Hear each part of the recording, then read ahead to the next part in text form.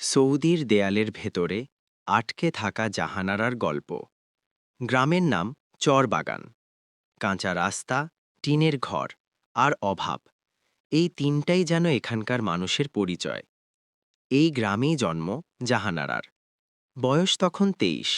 বাবা অসুস্থ, মা হাঁটতে পারে না, ছোট দুই ভাই স্কুলে পড়ে। সংসারের বোঝা কাঁধে নিতে গিয়েই জাহানারার জীবনে আসে সেই সিদ্ধান্ত, প্রবাস। দালাল বলেছিল, সৌদি গেলে জীবন বদলে যাবে, কাজ হালকা, টাকা বেশি। মা কাঁদছিল, বাবা চুপ করেছিল, আর জাহানারা মনে মনে বলেছিল, এই কান্না থামাতে হলে আমাকে যেতেই হবে। সৌদিতে প্রথম দিন। সৌদি আরব, বিশাল বিমানবন্দর, সব কিছু নতুন, অচেনা।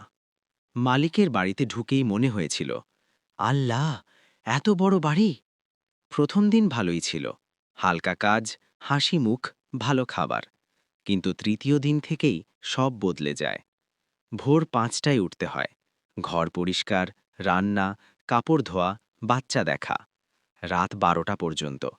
ক্লান্তিতে শরীর ভেঙে পড়ে, তবু বসার সুযোগ নেই।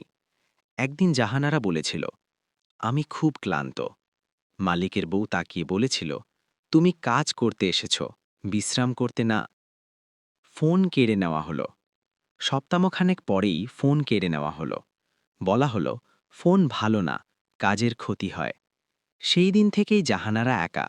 না মায়ের কণ্ঠ, না বাবার খবর, না ভাইদের হাসি। রাতে বালিশ ভিজে যেত চোখের জলে। অসুস্থতার দিন। একদিন জ্বর এলো, 103 ডিগ্রি। হাত পা কাঁপছিল, তবু কাজ বন্ধ হয়নি। জাহানারা সাহস করে বলেছিল, আমার খুব শরীর খারাপ। উত্তর এসেছিল ঠান্ডা কণ্ঠে, মরলে আমরা নতুন মেয়ে আনব। সেই কথা শুনে মনে হলো, সে মানুষ না, একটা যন্ত্র। বন্ধ দরজার ভেতরে ভয়। এক রাতে মালিক বাড়িতে ছিল না। মালিকের বড় ছেলে ছিল। তার চোখের দৃষ্টি জাহানারাকে ভয় পাইয়ে দেয়। সে দরজা বন্ধ করে দেয়, চুপচাপ বসে থাকে। সারা রাত জেগে কাটে, হৃদপিণ্ড যেন বুকে ধাক্কা মারছিল। সেই রাতের পর থেকে জাহানারা আর ঘুমাতে পারে না। আশার আলো। একদিন ছাদে কাপড় শুকাতে গিয়ে পাশের বাড়ির এক বাংলাদেশি আপুর সাথে কথা হয়। আপুটি ফিসফিস করে বলে, তুমি ঠিক আছো তো? এই প্রশ্নটাই জাহানারাকে ভেঙে দেয়। সব খুলে বলে সে। আপু বলে, ভয় পেও না, আমরা দূতাবাসে খবর দেব। মুক্তির লড়াই।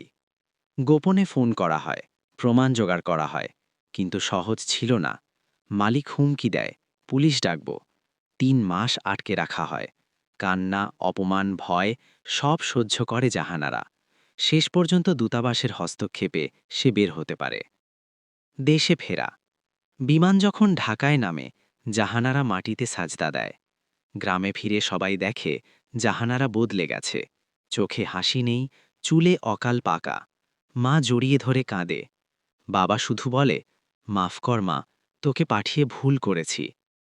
শেষ কথা। লোকজন জিজ্ঞেস করে, সৌবি কেমন?